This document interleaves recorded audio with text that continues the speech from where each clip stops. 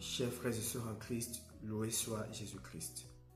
En ce mardi de la 5e semaine du temps ordinaire de l'année liturgique A, la parole de Dieu nous invite à réfléchir sur la relation entre nos traditions quotidiennes et la foi du cœur. Dans la première lecture, le roi Salomon consacre le temple de Jérusalem. Il prie avec humilité et reconnaît que Dieu n'habite pas seulement dans des murs construits par des hommes, mais que son regard se pose aussi sur le cœur de ceux qui l'invoquent.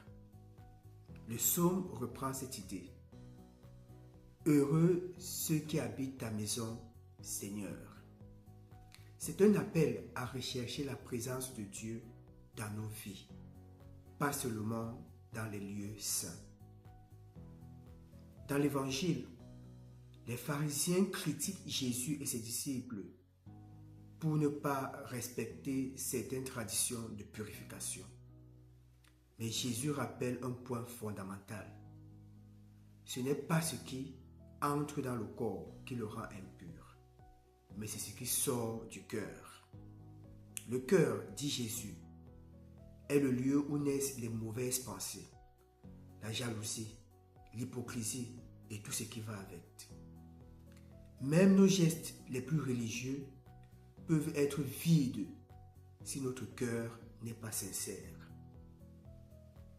Aujourd'hui, cette lecture nous interpelle. Comment est mon cœur devant Dieu? Est-ce que je fais semblant dans mes prières, dans ma vie de foi? Ou est-ce que je cherche vraiment à laisser Dieu agir et transformer ma vie? Chacun de nous peut se reconnaître dans ces paroles. Nos traditions quotidiennes, certes, sont importantes, mais elles ne doivent jamais remplacer la pureté et la sincérité du cœur. Jésus nous appelle à une foi vivante, à une sincérité qui se traduit dans nos actes, nos paroles et notre regard sur les autres.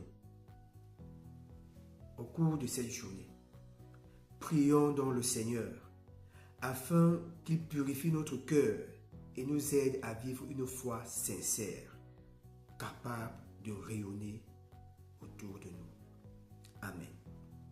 Excellent mardi.